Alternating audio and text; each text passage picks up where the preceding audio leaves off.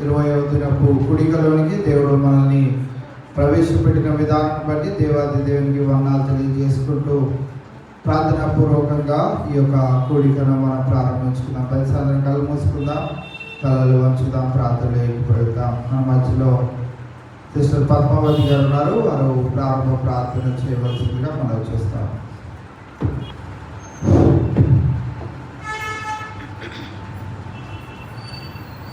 కళ్ళు మూసుకుంది, ప్రార్థించుకుందాం. సర్వాధికారి, సమస్తానికి అధిపతి, సర్వ సైన్యాధిపతి, నీకే కోట్లాది స్తుతులు, స్తోత్రములు, వందనాలు తండ్రి. సర్వ సృష్టి మీ నోటి వాక్కుతో రావునిగా కంటే ఇది ప్రభు. అంత గొప్ప దేవుని మేము కలిగి ఉంటాం. మా ధన్యత ప్రభు. ఎక్కడ ఇద్దరు ముగ్గురు చేరి నా నామమును ధ్యానిస్తారో వారి మధ్య నేనుంటానని సెలవిచ్చిన తండ్రి, వందనాలు ప్రభు. మీరు మా మధ్య ఉన్నారని మేము నమ్మి విశ్వసిస్తున్నాము తండ్రి. అట్టి నమ్మకాన్ని, విశ్వాసాన్ని బలపరిచే స్థిరపరచండి దేవా. నాయన మీ 10 ఆజ్ఞల ప్రకారం, మీ నియమాలు, కట్టడలు, శాసనముల ప్రకారం మేము లోబడి జీవించే విధంగా మీ కృప చూపించండి తండ్రి. నాయన శరీర కార్యాలు విడిచిపెట్టి ఆత్మ ఫలాలు అనుసరించి మీకు దగ్గరగా జీవించే కృప మా అందరికీ దయచేయండి తండ్రి. నాయన మరి 20వ రోజు మరి శిలువ ధ్యానములు మేము మీ నామంలో జరుపుకుంటున్నాం తండ్రి. పాటల ద్వారా, మరి వాక్యం ద్వారా, ప్రార్థన ద్వారా మేము మిమ్మల్ని స్తుతించి ఘనపరిచి మహిమపరిచే విధంగా మీరు మాకు సహాయం చేయండి తండ్రి. రావాల్సిన బిడ్డలను త్వరగా రప్పించండి దేవ. వచ్చిన బిడ్డలను దీవించండి తండ్రి. వారి సమస్యలు కొట్టివేయండి ప్రభు. వారి అవసరాలు తీర్చండి తండ్రి. వారిలో అనారోగ్యాలు, నొప్పులుంటే నాయన మీ నామంలో తొలగించి ఆయురారోగ్యాలు అనుగ్రహించమని, ఈ కూడిక మొదలుకొని అంతం వరకు మీరే ఉండి మీ మహిమార్థంగా జరిపించమని, మీ దాసురాలు మొర ఆలకించి ప్రతిఫలం దయచేయమని నజరేయుడైన యేసయ్య నామములో అడిగి వేడుకుని ప్రార్థిస్తున్నాము తండ్రి. ఆమేన్. ఏ పాపం ఎరగని ఓ పావనామూర్తి అన్న పాట పడుతున్నాను.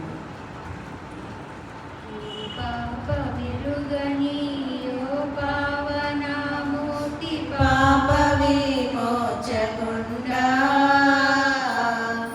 నా పాలి దైవమా, నా పాపముల కొర ఈ పాటలు నొందినావా. నా పాలి దైవమా, నా పాపముల కొర ఈ పాటలు నొందినావా. ముళ్ళతో కిరీట మల్లి నీ శిరముపై చల్లాటమున మోత్తిరా. ముళ్ళ పోట్లకు శిరము తల్లడిల్లగా సొమ్మసిల్లిపోతివి రక్షగా. కలువరి గిరిధరక శిలువ మోయలేక కలవరము నొందినావా. శిలువ నీతో మోయ తొలువలో వేరొకరి తోడుగా నిచ్చినారా. చెడుగు యోధుల వెట్టు పడరాని పాటలకు సుడివడి నడచినావా. కడకు కల్వరి గిరి కడకేకి సిల్వను గ్రక్కునాదించినారా. ఆకాల కర్మలో వేకరంబగా నిన్ను ఆ కొయ్యపై నుంచిరా. మీ కాలు చేతులు ఆ కొయ్య కేసు మేకులతో గుచ్చినారా. పలు విధంబుల శ్రమలు చెలరేగ తండ్రికి నెలుగెత్తి మొరలిడితివా. శిలువపై పలుమాలు కలుగచుండెడి బాధ వలన దాహమాయనా. బల్లు దండము బండు బల్లెమున నీ ప్రక్క చిల్లబడి పొడిచినాడా. ఉల్లోలముల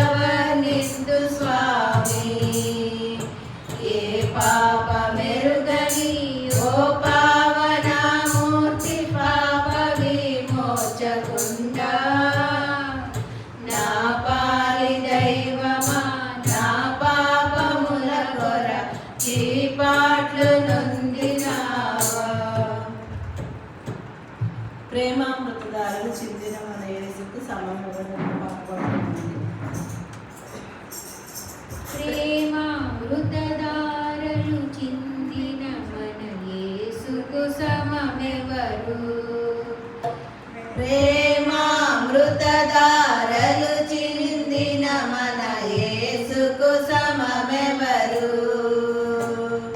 ప్రేమయే తానై నిలచి ప్రేమ వాక్కులనే పలికి ప్రేమతో ప్రాణము వేసి ప్రేమతో ప్రాణము వేసి ప్రేమనగరికి చెనియే ప్రేమామృతధారలు చిందిన మన యేసుకు సమమెవరు? ప్రేమామృతధారలు చిందిన మన యేసుకు సమమెవరు?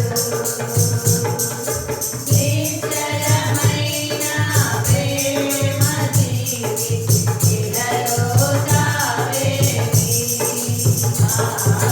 నిశ్చలమైన ప్రేమ జీవి ఇలలో దావేది. ప్రేమతో కొనే గాని ప్రియమున చేరరు వాని.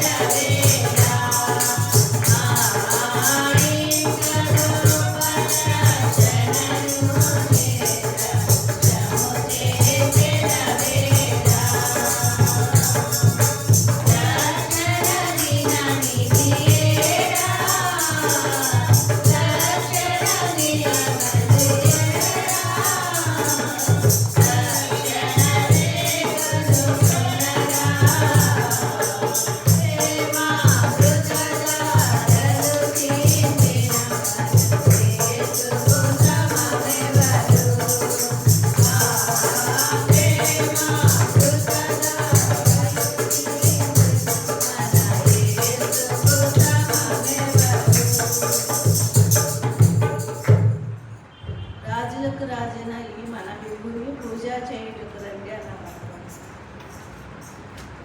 రాజులకు రాజైన ఈ మన విభుని పూజ చేయుటకు రండి. రాజులకు రాజైన ఈ మన విభుని పూజ చేయుటకు రండి. ఈ జయశాలి కన్నా మనకింకా రాజెవ్వరు లేరని. రాజైన ఈ మన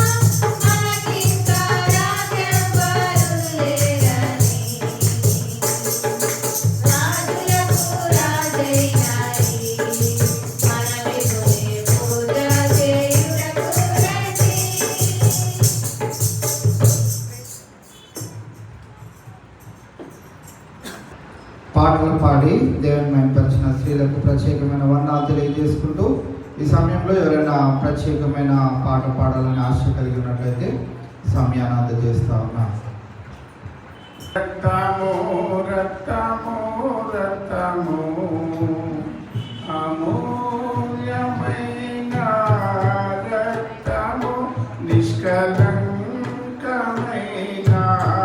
రక్తము అమూల్యమైన రక్తము నిష్కలంకమైన రక్తము యేసు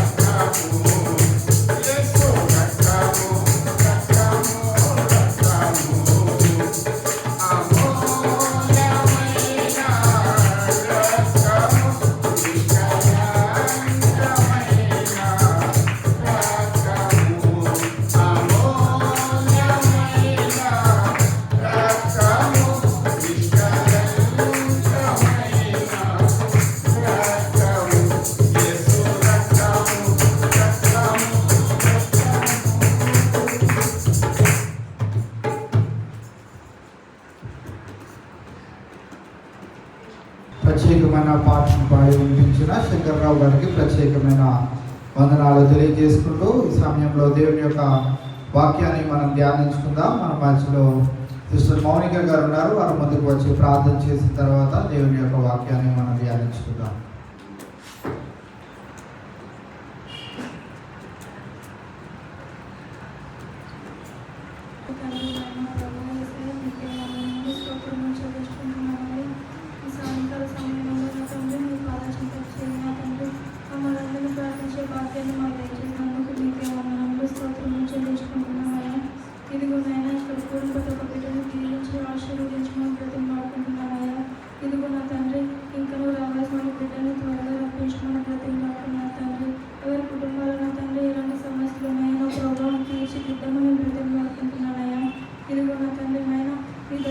చెప్పబోయే వాక్యం నా తండ్రి మేము విని తండ్రి మా ఉదయంలో బ్రతపరుచుకునే బాధ్యతను మా దేశంలో బ్రతిలాడుకుంటూ వచ్చిన ప్రాంతం మీ పాదాచంతో చేర్చుకోమని నా నజరేయుడు యేసుక్రీస్తు పూర్ణనామమున అడిగి పెడుతున్నాను తండ్రి.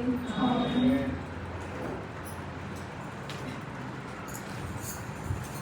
20వ దినానికై ఏర్పాటు చేయబడిన లేఖన భాగం చదువుకుందాం. రోమిలకు రాసిన పత్రిక 8వ అధ్యాయము 1వ వచనాన్ని చదువుకుందాం. రోమిలకు రాసిన పత్రిక 8వ అధ్యాయము 1వ వచనం. కాబట్టి ఇప్పుడు క్రీస్తు యేసు నందున్న వారికి ఏ శిక్షా విధియు లేదు. ఇవాళ మనము జ్ఞాపకం చేసుకునే ప్రాముఖ్యమైన విషయాన్ని మనం గమనించగలిగినట్లయితే సిలువ నుండి క్రొత్త సృష్టిని దేవుడు ప్రారంభించడం మనం చూస్తూ ఉన్నాం. సిలువ వేయబడిన తర్వాత యేసుక్రీస్తు ప్రభువారు మన కొరకై చేసిన ఆ యొక్క బలియాగము నుండి నూతనమైన సృష్టి ప్రారంభించబడ్డది. మానవ జీవితంలో లేనటువంటి ఒక కొత్త రకమైనటువంటి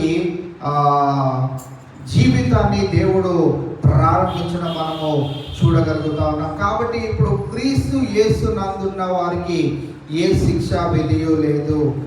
కొరింథీయులకు రాసిన 2వ పత్రిక 5వ అధ్యాయం 17వ వచనంలో మనం చూస్తే నూతన సృష్టి పాతవి కాగా ఎవడైనను క్రీస్తు నందు ఉన్న ఎడల వాడు నూతన సృష్టి, పాతవి గతించెను, ఇదిగో సమస్తము క్రొత్తవాయెను. ఇవాళ మనం జ్ఞాపకం చేసుకోగలిగినట్లయితే క్రీస్తు యేసు నందు ఉన్న వారికి ఏ శిక్షా విధియు లేదు. క్రీస్తు యేసు నందు ఉన్న వారికి కలిగే ఆ యొక్క నూతన సృష్టిని గురించి మనం ఇవాళ జ్ఞాపకము చేసుకొని ఉన్నాం. ఆదాము అవ్వల ద్వారా వచ్చినటువంటి ఆ యొక్క గొప్పదైనటువంటి ఆ శిక్ష నుండి దేవుడు మనల్ని అందరినీ తప్పించాడు. 3వ ఆదికాండం 3వ అధ్యాయంలో మనం చూడగలుగుతాం. వారు 3 సందర్భాల గుండా వెళ్ళారు. పాపంలో పడిన వెంటనే వారు మొట్టమొదటిగా ఎదుర్కొన్నది ఏంటిదని అంటే దేవునికి వారు భయపడ్డారు. రెండవదిగా మనం గమనించినట్లయితే వారు దేవుని ఎదుట నిలవబడలేక అవమానం పొందారు, లేకుంటే సిగ్గుపడ్డట్లుగా మనం చూడవచ్చు. మూడవదిగా మనం గమనించినట్లయితే మేమేదో తప్పు చేశామని అపరాధ భావంతో దేవుని ఎదుట నిలబడినట్టు మనం జ్ఞాపకం చేసుకోవచ్చు. మొట్టమొదటిగా వారు ఏమయ్యారు? పాపము చేసిన వెంటనే వారు భయపడ్డారు. రెండవదిగా వారు సిగ్గునొందారు, అవమానపడ్డారు. మూడవదిగా అపరాధ భావము, లేకుంటే వారు నేనేదో తప్పు చేశాను అన్న ఆ యొక్క అపరాధ భావాన్ని వారు కలిగి ఉండడం మనము చూస్తూ ఉన్నాం. నేడు దేవుని యందు యేసుక్రీస్తు ప్రభువారిని యందు విశ్వసిస్తున్న మనందరికీ దేవుడు తండ్రితో పాటు సమాధానమును లేకుంటే ఐకమత్యమును కలుగజేయడం మనం చూస్తా ఉన్నాం. రోమిలకు రాసిన పత్రిక 5వ అధ్యాయం 1వ వచనంలో కూడా మనం చూడగలిగినట్లయితే కాబట్టి విశ్వాస మూలమున మనము నీతిమంతులముగా తీర్చబడి మన ప్రభు అయిన యేసుక్రీస్తు ద్వారా దేవునితో సమాధానము కలిగిదాము. ఎవరి ద్వారా? యేసుక్రీస్తు ప్రభు వారి ద్వారా. ఆయన ఏం చేశాడు? ఈ భూలోకంకి వచ్చి ఏం చేశాడు? ఆయన నీ కొరకు నా కొరకు మరణించాడు, నీ కొరకు నా కొరకు పాతి పెట్టబడ్డాడు, నీ కొరకు నా కొరకు తిరిగి పునరుద్ధానుడే. ఈవేళ మన క్రిస్టియానిటీకి క్రీస్తు నందు ఏ శిక్ష లేదు. క్రీస్తు నందు బ్రతుకుచున్న మనందరం గుర్తుంచుకోవాల్సింది ఏంటి అని అంటే, మన జీవితాల్లో బేస్ ఏంటిది? యేసుక్రీస్తు ప్రభువారిని నమ్ముకున్నావు కదా, నీ జీవితంలో కలిగి ఉన్నటువంటి ఆ ఆకర్షితమైనటువంటి సందర్భము లేకుంటే సంఘటన ఏంటిది అని అంటే, ఆయన నా కొరకు చనిపోయాడు, నా కొరకు పాతి పెట్టబడ్డాడు, నా కొరకు తిరిగి 3వ దినాన సజీవుడై లేచి ఉన్నాడు. ఇవాళ మనము నూతన సృష్టిగా మార్చబడ్డాము, క్రొత్త సృష్టిగా మార్చబడి ఉన్నాము. ఎప్పటి నుంచి? యేసుక్రీస్తు ప్రభువారు సిలువలో తన ప్రాణము అప్పగింపబడినప్పటి నుండి. అందుకే క్రీస్తు యేసు నందున్న వారికి ఏ శిక్ష విధులు లేదు. వారు నూతన సృష్టి, పాతవంతయు గతించిపోయెను. మన పాత రోత జీవితం అంతటిని మనం గతించిపోయేటట్లు చేసుకోవడానికి ఈవేళ యేసుక్రీస్తు ప్రభువారి యొక్క సిలువ మనకెంతో ఉపయోగకరమైనదిగా ఉన్నదనే విషయాన్ని మనం జ్ఞాపకం చేసుకోవాలి. ఆదాము అవ్వ పాపము చేసిన వెంటనే దేవునికి భయపడ్డారు, అవమానం నొందారు. అంతేకాదు అపరాధ భావంతో వారు దేవునికి వారికి మధ్యన ఉన్నటువంటి ఆ సత్సంబంధమును, సమాధానం వారు తెచ్చేసుకున్నారు. ఇవాళ యేసుక్రీస్తు ప్రభువారి ద్వారా తిరిగి మనము ఆ ఐకమత్యమును, ఆ సమాధానమును పొందుకోగలుగుతా ఉన్నాం. మనం గమనించగలిగినట్లయితే ఆదాము అవ్వ చేసిన ఆ యొక్క పనిని బట్టి, ఆ చేసిన పాపమును బట్టి వారు దేవుని ఎదుట నిలవబడ్డానికే ఏమాత్రం అర్హులు లేకుండా, అర్హత లేని వారిగా వారు ఏం చేశారు? దాక్కున్నారు. వారు దాక్కున్న వేళ మనం జ్ఞాపకం చేసుకోగలిగినట్లయితే దేవుడు అప్పటికప్పుడే శిక్షను విధించవచ్చు. వీళ్ళిద్దరికి సిలువ వేసేయండిరా అని అప్పటికప్పుడు వాళ్ళకి సిలువ కూడా వేసేయచ్చు. కానీ పాపము వలన వచ్చు జీతము మరణము. ఆ పాపము వలన వచ్చిన ఆ యొక్క జీతమైనటువంటి ఆ మరణాన్ని వారికి అప్పగించకుండా వారి ద్వారా మానవాళిని దేవుడు సృష్టించడం మనం చూస్తా ఉన్నాం. మానవాళిని సృష్టించడం ద్వారా పాపము పెరుగుతానే వెళ్తా ఉంది, కానీ దేవునికి ఇష్టలైనటువంటి మనుషులు కనపడటము కరువైపోయినట్లుగా మనం జ్ఞాపకం చేసుకోవచ్చు. ఇవాళ మనం జ్ఞాపకం చేసుకోవాల్సిన ప్రాముఖ్యమైన మాట ఏంటిది అని అంటే, తండ్రి అయిన దేవుడు ఆదాము అవ్వల్ని ఆ దినాన గెత్సెమనే ఆ తోటలోనే, లేకుంటే ఏదైనా తోటలోనే వారికి శిక్షను విధించవచ్చు, కానీ దాని వలన వచ్చే జీతము మరణము. దాని తర్వాత మానవాళిని, దేవుని యొక్క సృష్టిని ఆయన ఇంకా చూడలేడు కనుక, ఆయన స్వారూప్యంలో ఉన్న మనుషులను ఆయన చూడలేడు కనుక, ఆయన మరి మానవాళికి ఒక నూతనమైనటువంటి క్రియను, లేకుంటే నూతనమైనటువంటి కార్యమును, జీవితాన్ని జరిపించుకోవడానికి అవకాశం ఇచ్చాడు. అయితే వారు చేసిన పనిని మనం జ్ఞాపకం చేసుకోగలిగినట్లయితే పాపమును విడిచిపెట్టలేని జనాంగమును మనం చూస్తా ఉన్నాం. నేడు ఈ దినాన యేసుక్రీస్తు ప్రభువారి ద్వారా మనము ఆ పాపము వలన వచ్చే జీతమైనటువంటి మరణం నుండి తప్పింపబడి ఉన్నాం. అందుకే ఆ యేసుక్రీస్తు ప్రభువారి నందు ఉన్న వారికి ఏ శిక్ష విధియలేదు అనే మాటను ఇవాళ మనం జ్ఞాపకం చేసుకుంటా ఉన్నాం. మన జీవితాలలో దేవుడు కలుగజేసిన ఆ యొక్క పశ్చాత్తాపానికి, ఆ యొక్క ఫర్గివ్నెస్కి, ఆ యొక్క ఫర్గివ్నెస్ని ఏమంటారు? క్షమాపణకి మనము తిరిగి ఏం చెల్లించగలుగుతాము అంటే, మనము దేవుని యందు భయము భక్తిని కలిగి ఉండవలసిన వారమై ఉంటా ఉన్నాం. ఇవాళ దేవుని యందు భయభక్తులు కలిగి ఉండుట దేనికి మూలము? సామెతల గ్రంథం 1వ అధ్యాయం 7వ వచనంలో రాయబడి ఉంటుంది కదా, యెహోవా యందు భయభక్తులు కలిగి ఉండుట జ్ఞానమునకు మూలము. ఇవాళ దేవుని యందు భయభక్తులు కలిగి ఉంటున్నాం మనందరికీ దేవుడు ఏం కలుగు చేస్తాడు? మొట్టమొదటిగా జ్ఞానము కలుగు చేస్తాడు. జ్ఞానం ద్వారా మనం ఏం చేయగలుగుతాము? అలనాడు ఆదాము అవ్వకి ఏం లేదు? జ్ఞానం లేదు. తినొద్దన్న దాని దగ్గరికి వెళ్ళి తిని వారు పాపాన్ని చేజార్చుకున్నారు. ఇవాళ మనం కూడా జ్ఞాపకం చేసుకోగలిగినట్లయితే దేవుని యందు భయభక్తులు కలిగి ఉంటే దేవుడు మనకి ఏమిస్తాడు? జ్ఞానం ఇస్తాడు. ఆ జ్ఞానం ద్వారా మనం ఏం చేయగలుగుతాము? దేవుడు ఎవరో తెలుసుకోగలుగుతామో, ఆయన మన నుండి ఏం కోరుకుంటున్నారో మనం తెలుసుకోగలుగుతామో, మనం ఆయన కొరకు ఏం చేయాలో కూడా మనము తెలుసుకోగలుగుతాం. ఆ జ్ఞానమును మనము పొందుకునే వారిగా ఉండాలి అనంటే మనము దేవుని యందు భయభక్తులు కలిగి ఉండాలి. రెండవదిగా దేవుని యందు భయభక్తులు కలిగి ఉండుట ద్వారా, అదే సామెతల గ్రంథం 8వ అధ్యాయం 13వ వచనాన్ని కనుక మనం చదివినట్లయితే, యెహోవా యందు భయభక్తులు కలిగి ఉండుట చెడుతనమును అసహించుకొనుటయే. ఆదాము అవ్వ ఏం చేశారు? చెడ్డదైన దానిని స్నేహించారు. దేవుని యందు భయభక్తులు లేవు కనుక వారు చెడ్డదైన దానిని, దేవుని మాట వినకూడని ఆ యొక్క విషయాన్ని, సాతానును వారు వెంట పెట్టుకున్నారు. సాతాను చెప్పినట్లే విన్నారు కానీ దేవుని యందు భయభక్తులు కలిగి లేరు. చెడుతనమును స్నేహించారు. దేవుని యందు భయభక్తులు కలిగిన మనమందరము ఏం చేయాలి?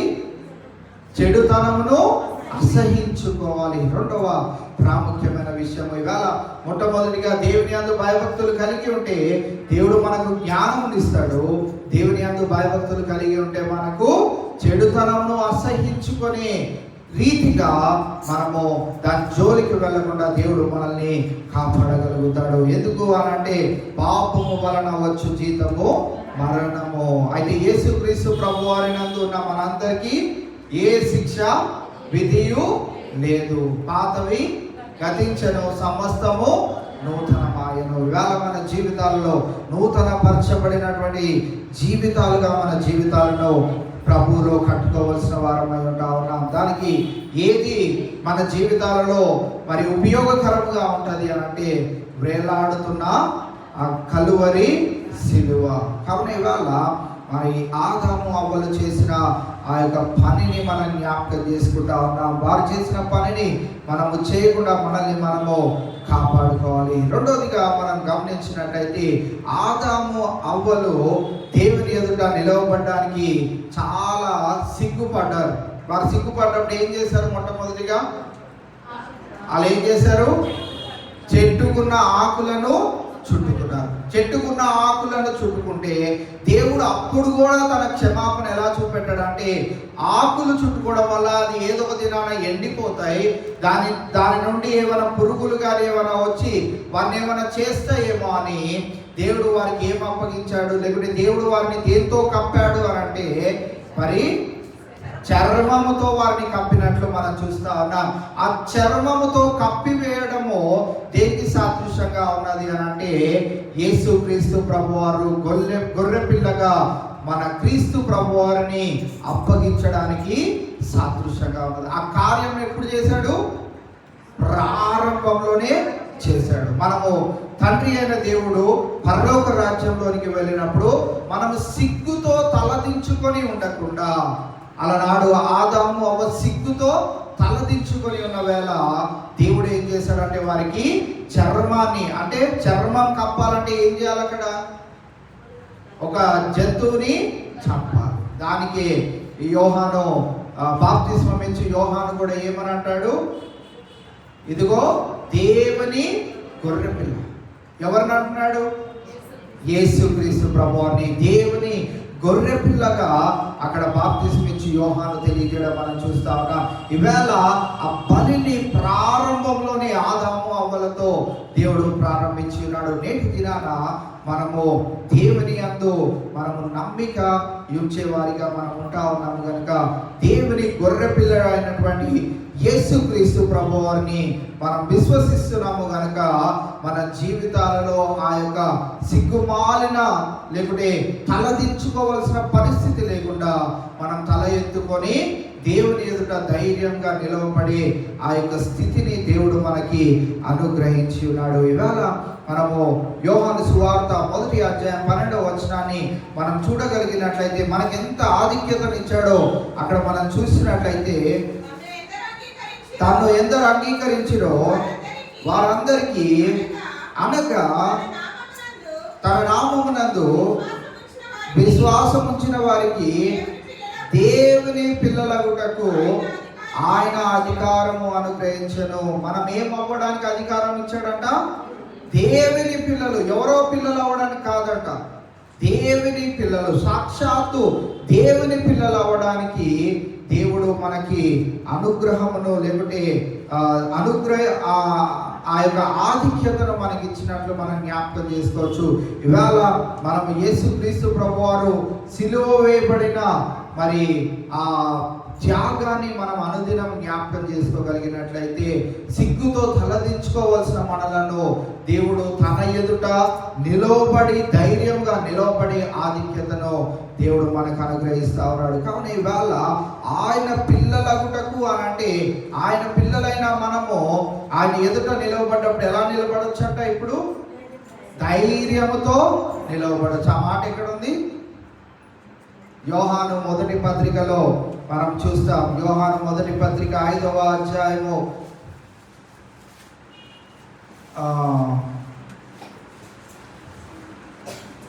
14వ వచనాన్ని మనం చూస్తే, ఆయనను బట్టి మనకు కలిగిన ధైర్యం ఏదనగా ఆయన చిత్తానుసారముగా మనము ఏది అడిగిననో ఆయన మనవి ఆలకించినది. ఒక్కసారి 13వ వచనం కూడా చూద్దాం. దేవుని కుమారుని నామమందు విశ్వాసమంచు మీరు నిత్య జీవము గలవారని తెలుసుకున్నట్లు నేను ఈ సంగతులను నీకు వ్రాయుచున్నాను. ఆయనను బట్టి మనకు కలిగిన ధైర్యం ఏమనగా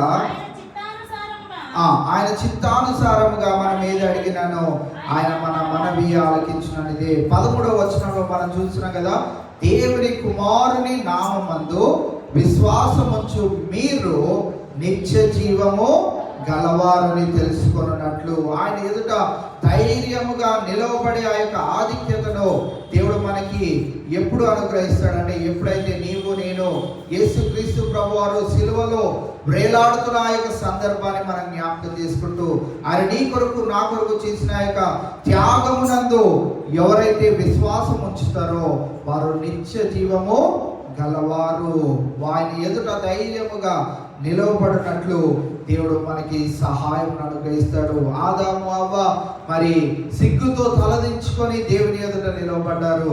ఇవాళ క్రీస్తునందు యేసుక్రీస్తునందు ఉన్న వారికి ఏ శిక్షా విధి లేదు. వారు నూతన సృష్టి, పాతవి గతించను, ఇదిగో సమస్తము నూతనమాయను అన్న రీతిగా మన జీవితాన్ని ఆయన మలిచి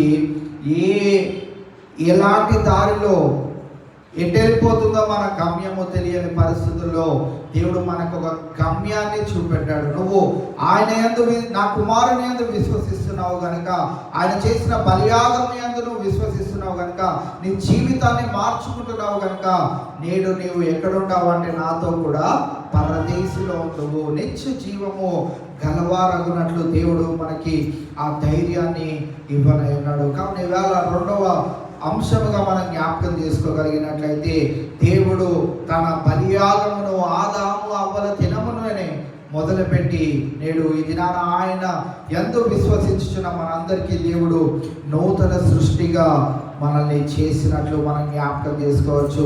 తప్పిపోయిన కుమారుడు కథలో నుంచి మనం జ్ఞాపకం చేసుకోగలిగినట్లయితే, వాడు కూడా తప్పిపోయి వెళ్ళిపోయాడు.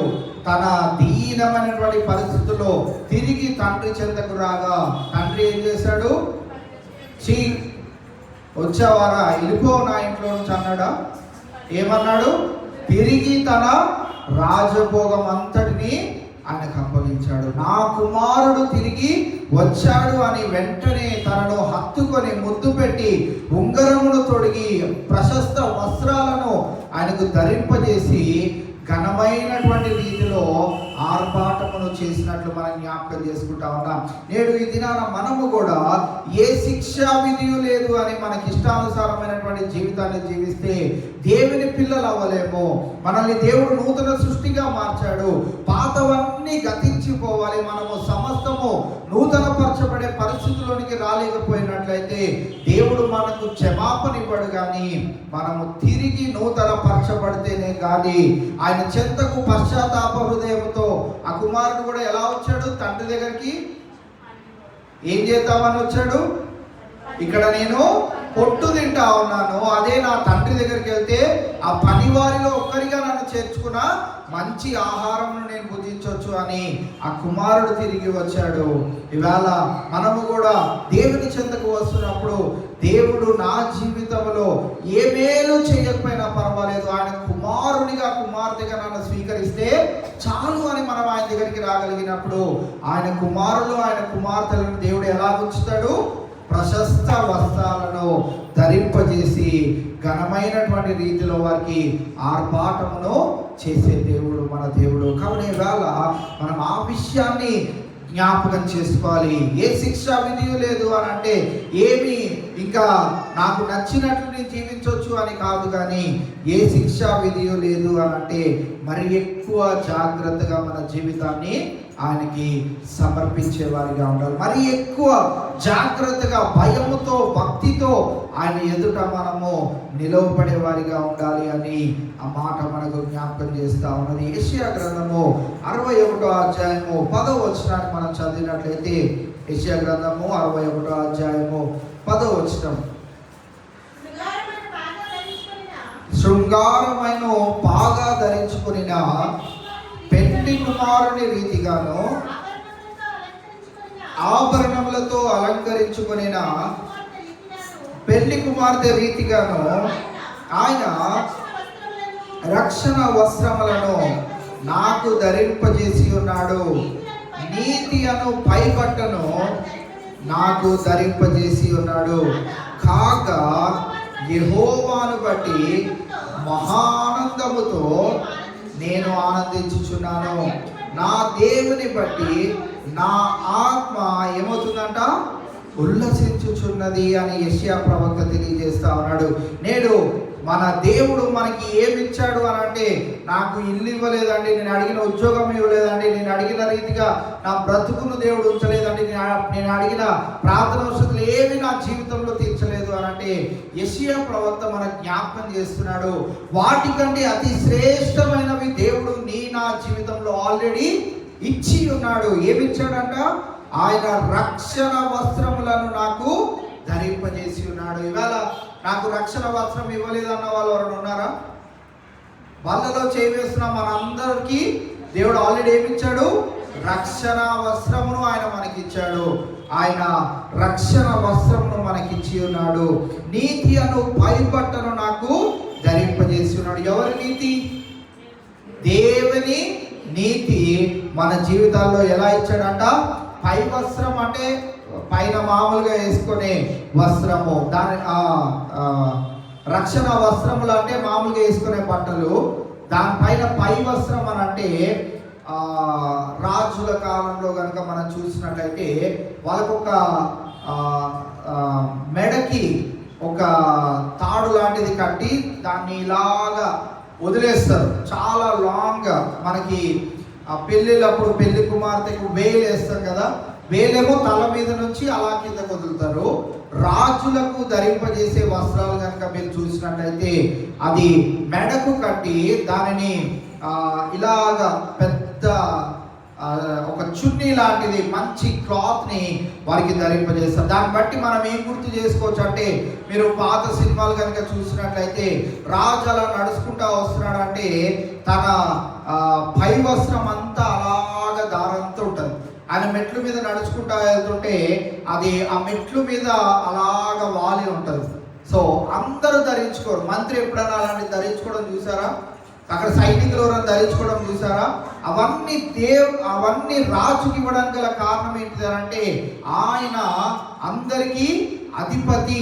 ఆయనకు ఉన్నటువంటి వస్త్రాలు ఎవ్వరికి కూడా ఉండకూడదు, ఆయనకున్నటువంటి భోగ భాగ్యాలు ఎవ్వరికి ఉండకూడదు అని అలాగా రాజు తన వస్త్రాలను ధరించుకునేవాడు. నేడు ఈ దినాన మనకి కనపడట్లేదేమో, అలాంటి రాజు వస్త్రాలు మనకు కనిపించట్లేదేమో, కానీ దేవుడు మనకి ఏమై ధరింపజేశాడంట? రక్షణ వస్త్రమును ధరింపజేశాడు. నీతి అను పైబట్టను నీకు నాకు ధరింపజేశాను. నీతి అను పైబట్టను ధరింపజేసి ఉన్నాడు అని అంటే, నేడు లోకంలో నిన్ను నన్ను చూస్తున్నప్పుడు ఆయన నీతి వారి దగ్గరికి నడుచుకుంటూ వస్తున్నట్లు మనము లోకములో జీవించాలని దేవుని యొక్క ఆశ. అలాంటి స్థితిని మనకు కలుగు చేశాడు కనుక మనం ఎలా ఉండాలంట? కాగా యెహోవాను బట్టి మహా ఆనందముతో నేను ఆనందించుచున్నాను, నా నా నా దేవుని బట్టి నా ఆత్మ ఉల్లసించుచున్నది. ఈవేళ మనకు అలాంటి ఆనందం ఉన్నదా? అలాంటి ఉల్లాసము మన జీవితాలలో ఉన్నదా? దేవుడు కలుగు చేసిన ఈ శ్రేష్టమైనటువంటి ధన్యకరమైనటువంటి జీవితాన్ని బట్టి మనం ఆనందించగలుగుతున్నామా, లేదా ఇంకా ఏమైనా కోరికలు మనం కోరేవారిగా ఉన్నామా అనే విషయాన్ని మనం ఈవేళ జ్ఞాపకం చేసుకోవాల్సిన ఉన్నాం. ఆదాము అవ్వలు మరి సిగ్గు విడిచి దేవుని ఎదుట నిలవబడినప్పుడు వారిని దేవుడు మరి ప్రశస్త్రమైన వస్త్రాలతో వారిని అలంకరింపజేశాడు. నేడు ఈ దినాన మన జీవితాల్లో కూడా దేవుడు రక్షణ అనే వస్త్రాన్ని ధరింపజేశాడు, నీతి అనే పైబట్టను మనకు ధరింపజేశాడు. మనము ఆనందించాలా, ఆనందించొద్దా?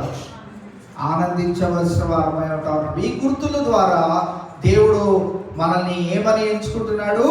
తన బిడ్డలని, దేవుని బిడ్డలని, దేవుని కుమారులు కుమార్తెలు వీరు అని దేవుడు గుర్తుపడతా ఉన్నాడు. కానీ ఈవేళ అటువంటి ఆధిక్యతను దేవుడు మన జీవితాలలో అనుగ్రహించిన విధానాన్ని బట్టి మనం ఎంతగానో సంతోషించబద్దులమై ఉంటా ఉన్నాం. ఆదాము అవ్వల యొక్క జీవితంలో నుండి 3వ పాఠాన్ని కనుక మనం జ్ఞాపకం చేసుకోగలిగినట్లయితే వారు దేవుని ఎదుట మరి గిల్టీగా లేకుంటే అపరాధ భావంతో నిలబడ్డట్లు మనం చూస్తా ఉన్నాం. అయితే ఏ శిక్ష విధింపబడని మనమైతే ఇవాళ దేవుని ఎదుట ఎలా నిలబడగలుగుతున్నామంటే యోహాను రాసిన మొదటి పత్రిక 1వ అధ్యాయము 7వ వచనాన్ని మనం చూసినట్లయితే, అయితే ఆయన వెలుగులో ఉన్న ప్రకారము మనమును వెలుగులో నడిచిన ఎడల మనము అన్యోన్య సహవాసము గలవారమయ్యుందుము, అప్పుడు ఆయన కుమారుడైన యేసు రక్తము ప్రతి పాపము నుండి మనలను పవిత్రులుగా చేయును. ఇవాళ మనము ఏ రీతిగా ఉండాలి అని 3వ వచనం తెలియజేస్తుందంటే, మనము అన్యోన్య సహవాసము గలవారం అయితే, ఎలా పడితే అలా ఉంటే కాదు. నేను క్రీస్తు ప్రభువాన్ని అంగీకరించాను అనే మెడలో సిలువ వేసుకోవడం, గోల్డ్ సిలువ వేసుకోవడం, ఇంకోటి వేసుకోవడం ద్వారా దేవుడు తన బిడ్డలుగా మనల్ని చేసుకోడు. పైన కనిపించే భక్తిని కాదు దేవుడు చూసేది. ఏం చూస్తాడంట దేవుడు? హృదయ అంతరంగాల నుంచి మనం ఏ రీతిగా ఆయన ఆరాధిస్తున్నామో దానిని చూసే దేవుడు కనుక మనము ఎలా ఉండాలంట? ఆయనతో అన్యోన్య సహవాసము గలవారమై మనము ఉండిన ఎడల అప్పుడు ఏం చేస్తాడంట దేవుడు మనల్ని? అప్పుడు ఆయన కుమారుడైన యేసు రక్తము ప్రతి పాపము నుండి మనలను పవిత్రులుగా చేస్తుంది కనుక యేసుక్రీస్తు ప్రభువారి నందు ఉన్న వారికి ఏ శిక్ష విధియు లేదు. వారు నూతన సృష్టి, పాతమంతా గతించుకోవాలి, సమస్తము క్రొత్తవిగా అయినప్పుడు ఆయనతో అన్యోన్య సహవాసము గలవారమై మనం జీవించగలుగుతాం. ఆయన యందు భయభక్తులు కలిగి ఉంటే ఆయన మనకు తన జ్ఞానమును అనుగ్రహిస్తాడు. ఆయన యందు భయభక్తులు కలిగి ఉంటుంటే చెడుతనమును అసహించుకోవడం ఎలాగో మనకు నేర్పిస్తాడు. రెండవదిగా మనం జ్ఞాపకం చేసుకోగలిగినట్లయితే మరి మనము ఎల్లవేళలా యేసుక్రీస్తు ప్రభువారిని ఆయన కల్వరి శిలువలో చేసిన త్యాగమునందు విశ్వాసం ఉంచుట ద్వారా ఆయన పిల్లలవుటకు దేవుడు ఆ ఆధిక్యతను మనకు అనుగ్రహిస్తాడు. మూడవదిగా మనల్ని గమనించినట్లయితే మనలను అన్యోన్య సహవాసం గలవారముగా మనం జీవించగలిగినట్లయితే ఏ అపరాధ భావం లేకుండా ఆయన ఎదుట మనం నిలబడగలిగినప్పుడు మనల్ని పవిత్రులుగా చేసి ఏ శిక్ష విధియు లేకుండా మనల్ని కాపాడే దేవుడుగా ఉంటా ఉన్నాడు. నేడు ఈ దినాన ఆదాము అవ్వలు చేసిన ఆ యొక్క పాపమును ఇవాళ ఆ పాపము మన మీద లేకుండా పాపము వలన వచ్చిన జీతమైనటువంటి మరణము నుండి దేవుడు ఇవాళ మనల్ని ఏం చేశాడు? తప్పించాడు. తప్పించి ఏం ధరింపజేశాడు? రక్షణ వస్త్రములను ధరింపజేశాడు. ఇంకేం ధరింపజేశాడు? నీతి అను పై వస్త్రమును ఆయన ధరింపజేసి ఉన్నాడు. ఇవాళ మనము మన జీవితాలను బట్టి ఏం చేయాలి? మనము ఆనందించాలి. ఆనందించే వారిగా ఉండాలి. ఎల్లప్పుడూ ఆనందించే వారిగా ఉండాలి. ఎల్లప్పుడూ ఆయనకు రెండవ మాట ఏం రాసింది? ఉల్లసించే వారిగా ఉండాలి. ఉల్లసించడం అంటే ఏంటి? సంతోషంగా ఉండాలి. ఇంతకంటే నా జీవితంలో నాకు ఏం కావాలి అన్నట్లుగా మనము జీవించగలిగినప్పుడు దేవుడు చేసిన ఈ యొక్క గొప్ప బలియాగమును మనము అనేకులకు చాటి చెప్పగలిగే ఆ యొక్క స్థితిలో దేవుడు మనల్ని ఉంచగలుగుతాడు. కనుక నేను ఆ క్రీస్తు ప్రభువారి నందున్న వారికి ఏ శిక్ష విధియు లేదు అని అన్నాడు. కనుక దాన్ని అడ్వాంటేజ్గా, దానిని ఛాన్స్గా తీసుకొని మనకి నచ్చినట్టు జీవించడం కాదు, కానీ ఇంకనో ఆయన యందు భయభక్తులు కలిగి ఆయన బిడ్డలు అంటే ఎలా ఉండాలో అలాగా జీవించినప్పుడు మన మీద ఏ శిక్ష లేకుండా దేవుడు మనల్ని పరలోక రాజ్యపు లేకుంటే ఆ నిత్య జీవం వైపు మనందరినీ నడిపిస్తాడు. కనుక అటు గొప్ప ధన్యత నేడు వాక్యం విన్నా మనందరికీ దేవుడు నిశ్చయముగా దయచేయను గాక. దేవుడి కొద్ది మాటలు మనందరి వెనుకల్లో భద్రపరచును గాక. చివరి ప్రార్థన చేసుకుందాం. దయచేసి అందరము కళ్ళు మూసుకుందాం, తలలు వంచుదాం. మన మధ్యలో ఉన్న బ్రదర్ శ్రీనివాస్ గారు చివరి ప్రార్థన చేయవలసిందిగా మనవి చేస్తా ఉన్నాం. అనుదినము తెలియజేయబడుతున్న ప్రార్థన అంశాలను జ్ఞాపకం చేసుకోండి. 10th క్లాస్ CBSE సిలబస్లో ఆరన్ పాల్ అలాగే జశ్వంత్ రాసిన ఎగ్జామ్లో మంచి ఉత్తీర్ణత ఇవ్వాలని, అలాగే 14th నుంచి హానోక్ యోచన వాళ్ళ తమ్ముడు హానోక్ తెలంగాణలో 14th నుంచి ఎగ్జామ్ స్టార్ట్ అవుతున్నాయి. హానోక్ అనే బిడ్డ ఎగ్జామ్ రాస్తూ ఉన్నాడు. 16th నుంచి ఆంధ్రాలో ఎగ్జామ్ స్టార్ట్ అవుతూ ఉన్నాయి. 10th class SSC exams start అవుతూ ఉన్నాయి. మన మధ్యలో వసంత సిస్టర్ గారి యొక్క అక్క కుమారుడు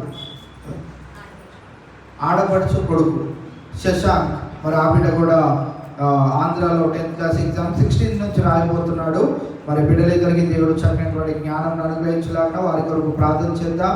అదేవిధంగా ఇంటర్మీడియట్ ఎగ్జామ్స్ ఇంకోటి ఉందా? ఓకే, ఇంకొక ఎగ్జామ్ ఫస్ట్ ఇయర్ అయితే ఓకే.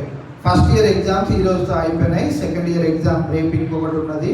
ఆ ఎగ్జామ్ కూడా బిడ్డలు చక్కగా రాయగలుగుటకు దేవుడు సహాయం అనుగ్రహించలాగా ప్రార్థన చేయవలసిందిగా మనవి.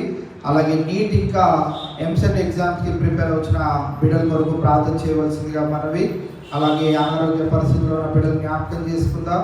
సంతోష గారు మరి 7 నెలల చిన్న బాబు మరి సంపూర్ణమైన విడుదల కొరకు ప్రార్థన చేద్దాం. అలాగే మరి ప్రసన్న తల్లి గారు, మా అత్తగారు ప్రేమకుమారి గారు ఈ దినాన డిశ్చార్జ్ అయ్యి మరి ఇంటికి రావడం జరిగినది. దేవుడు ఇచ్చిన క్షేమాన్ని బట్టి, ఆరోగ్యాన్ని బట్టి దేవాది దేవునికి వందనాలు తెలియజేసుకుంటూ సంపూర్ణమైనటువంటి ఆరోగ్యం కొరకు ప్రార్థన చేయవలసిందిగా మనవి చేస్తా ఉన్నాం. అలాగే పెద్దలు విజయలక్ష్మి గారు ఆ కన్ను ప్రాబ్లం నుండి సంపూర్ణమైనటువంటి విడుదల పొందుకొని మందిరానికి తిరిగి రాగలిగినట్లు దేవుని యొక్క సహాయం కొరకు ప్రార్థన చేద్దాం.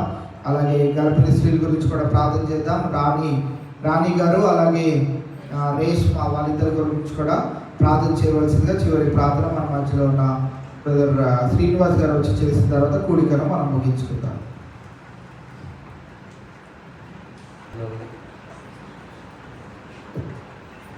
ప్రార్థన చేసుకున్నామండి. స్తుతి స్తోత్రములైన స్తోత్రం ప్రభు యేసయ్య, నీ బంగారు పాదములకు లేని వందనాలు, స్తుతి స్తోత్రములైన ఇదిగోనైనా ఈ సాయంకాల సమయంలో నీ పాదసరికి చేరి మేము ప్రార్థన చేసినప్పుడు నీకెన్నో వేలాది వందనాలు, స్తుతి స్తోత్రములైన. అలాగేనైనా పాటలతో కనపరిచిన తండ్రి, అలాగే ప్రార్థనలో చూపించిన తండ్రి, అలాగేనైనా మీ దాసులు ఇచ్చిన వాక్యం బట్టి నీకు ఎన్నో వేలాది వందనాలు, స్తుతి స్తోత్రములైన. ఆ వాక్యం బట్టి అనుసారంగా నడుచుకునేది దీవించి ఆశీర్వదించండి. ఇదిగోనైనా ప్రభావ ఎవరైతే ఈ ప్రాంతంలో 20 రోజులు ఈ ప్రాంతంలో ఎదిగించారో వాళ్ళందరికీ దీవించి ఆశీర్వదించమని అడుగుతున్నాను తండ్రి. అలాగేనైనా ఆరోగ్యంగా అనారోగ్యంలో ఉండేటువంటి స్వస్థపరచుకొని అడుగుతున్నాను తండ్రి. ఎటువంటి వర్ణంతో కూడా మీ యొక్క సంరక్షణలో భద్రపరచుకోమని అడుగుతున్నాను తండ్రి యేసయ్య. అలాగేనైనా ఎవరైతే కుడి ఉన్నారో నైనా వారికి ఉన్న అవసరం తీర్చుకొని అడుగుతున్నాను తండ్రి యేసయ్య. ఇదిగోనైనా ప్రభువా నీ ఎన్నో వేలాది వందనాలు, స్తుతులు స్తోత్రం తెలుసుకున్నాం తండ్రి. నాయన ప్రతి ఒక్కరిని నీ హస్తాలతో ముట్టి స్వస్థపరచుకొని అడుగుతున్నాను తండ్రి యేసయ్య. ఇదిగోనైనా ప్రభువా తండ్రి నాయన, ఇదిగోనైనా ప్రతి ఒక్కరిని పేరు అడుగుతున్నాను తండ్రి. ప్రతి ఒక్కరిని దీవించి ఆశీర్వదించండి. అలాగే నైనా ప్రభా సంఘ కాపను కూడా దీవించండి, ఆశీర్వదించి సంఘ వ్యవస్థాపకులు కూడా దీవించి ఆశీర్వదించి మేము కుమరించి తండ్రి ఎటువంటి వరదలు కలగకుండా నీ యొక్క సంరక్షణలో భద్రపరచుకోమని అడుగుతున్నాను తండ్రి నాయన. ఇదిగో నాయన ఈ యొక్క ప్రేయర్ రిక్వెస్ట్ ఉన్నాయి తండ్రి, ప్రతి ఒక్క రిక్వెస్ట్ని నీ యొక్క దీవించి ప్రతి ఒక్కరిని పేరు పేరు అడుగుతున్నాను, ప్రతి ఒక్కరిని దీవించి ఆశీర్వదించండి. అలాగే నాయన ఇంటర్మీడియట్లో ఫస్ట్ ఇయర్ ఎగ్జామ్స్ రాసిన ప్రతి బిడ్డను కూడా దీవించి ఆశీర్వదించండి, మంచిగా మార్క్స్ వచ్చేటట్లు దీవించి ఆశీర్వదించండి ఆయన ప్రభు. అలాగే నాయన సెకండ్ ఇయర్ ఎగ్జామ్స్ రేపు జరగబోతుండగా వాటిని కూడా దీవించి ఆశీర్వదించి మంచిగా ఎగ్జామ్లో రాసేటట్లు దీవించి ఆశీర్వదించండి. అలాగే నాయన సిబిఎస్ఈ ఎగ్జామ్స్ రాసిన 10th క్లాస్ పిల్లలు కూడా దీవించి ఆశీర్వదించండి, వారికి మంచి మార్క్స్ వచ్చేటట్లు దీవించండి ఆశీర్వదించండి. అలాగే తర్వాత నాయన ఇంటర్మీడియట్ కోసం వాళ్ళు ప్రయత్నించుండగా మంచి కాలేజీలో సీట్ వచ్చేటట్లు దీవించి ఆశీర్వదించి మహిమను గురించుకున్నాడు తండ్రి నాయన. ఇదిగో నాయన తెలంగాణలో అలాగే నాయన ఏపీలో ఎస్ఎస్సి ఎగ్జామ్స్ స్టార్ట్ అవుతుండగా వాళ్ళు కూడా దీవించి ఆశీర్వదించండి, వారిని యొక్క కృపలో భద్రపరచుకోమని, వారిని చదువుకునే గ్రంథం కలుగజేయమని నీ యొక్క హస్తాలకు అప్పించుకున్నాం తండ్రి. ప్రతి ఒక్కరిని పేరు పేరు నడుపుతున్నాం తండ్రి, ప్రతి ఒక్కరిని దీవించి ఆశీర్వదించి మహిమను గురించుకున్నాడు తండ్రి యేసయ్య. అలాగే నాయన ప్రభువా ఇదిగోనైనా తండ్రి మీ అందరూ మీ పాత్రలకు చేరి ప్రార్థించారు, మమ్మల్ని అందరూ కూడా దీవించి ఆశీర్వదించి మంచి ఆరోగ్యంతో నింపుతున్నాడు తండ్రి యేసయ్య. అలాగే నాయన ప్రభువా అనారోగ్యంతో బాధపడుతున్న బిడ్డలు కూడా దీవించి ఆశీర్వదించి, అలాగే నాయన కంట ఆపరేషన్ చేయించుకున్న ఆ శాస్త్రాలు కూడా దీవించి ఆశీర్వదించి మహిమను గురించుకున్నాడు తండ్రి నాయన. ఇదిగోనైనా ప్రసవ తల్లిని కూడా దీవించి ఆశీర్వదించి ఇదిగోనైనా మంచి ఆరోగ్యంతో నీ కృప చేసుకున్నందుకు నీకు ఎన్నో వేలాది స్తోత్రం నైనా. అలాగే నాకు ఆరోగ్యం ఇంకా మెరుగుపడేటట్లు దీవించి ఆశీర్వదించండి. అలాగే నాయన కిడ్నీ ఆపరేషన్తో వచ్చిన బిడ్డను దీవించిన నా తండ్రి నాయన, వారిని కూడా స్వస్థపరచుకుని అడుగుతున్నాను తండ్రి యేసయ్య. ఈ యొక్క మహిమను కుమరించుకుని అడుగుతున్నాను తండ్రి యేసయ్య. అలాగే నాయన సంతోషం గారు కూడా దీవించి ఆశీర్వదించి, కాళ్ళు పొందో బాధపడుతున్న వారిని కూడా దీవించి ఆశీర్వదించి ఎన్నో వేలాది స్తోత్రం నాయన. అలాగే నాయన ప్రభువా ఇదిగో తండ్రి మేమందరం నీ యొక్క ప్రార్థనలు ఎక్కువైనందుకు నీకు ఎన్నో వేలాది స్తోత్రం నాయన. ఇంకెవరన్నా మర్చి ఉంటే నన్ను మన్నించి క్షమించుకొని అడుగుతున్నా తండ్రి యేసయ్య. ఎటువంటి పొరపాట్లు జరిగిన పొరపాట్లు నువ్వు సర్దిద్దమని ఇదిగో నాయన నీ యొక్క ప్రతి ఒక్క దాసుని కూడా దీవించి ఆశీర్వదించి, అలాగే నాయన నీ యొక్క రాకడ సమీపించుతుండగా ప్రతి ఒక్కరిని కూడా పేరు నడుచుకున్న ప్రతి ఒక్కరిని దీవించి ఆశీర్వదించి మమ్మల్ని కుమరించమని ఈ చిన్ని ప్రార్థనకి పాసని చేర్చుకోమని త్వరగా యేసుక్రీస్తునామమున అడుగుతున్నాను తండ్రి. మన సంఘాన్ని ప్రేమించి దాస్ గారు అంటే మనకు తెలియకపోవచ్చు, కానీ వర్షిత్ వాళ్ళ ఫ్యామిలీ, వర్షిత్ వాళ్ళ పేరెంట్స్ దాస్ గారు అలాగే ఆశా గారు మన మధ్యలో ఉన్నారు, వర్షిత్ వాళ్ళ తల్లి గారు. మరి వారు సంఘాన్ని ప్రేమించి ఈ దినాన మనకి పలహారం తీసుకొని వచ్చున్నారు. దయచేసి ప్రతి ఒక్కరు పలహారం తీసుకొని వెళ్ళవలసిందిగా మీకు మనవి చేస్తూ రేపటి దినాన తిరిగి 21వ దినపు కూడికలో మనం అందరము పాల్పొందులు పొందుదాం. ఈ కూడిక ఇంతటితో ముగిసిందని తెలియజేస్తూ God bless you all. Thank you.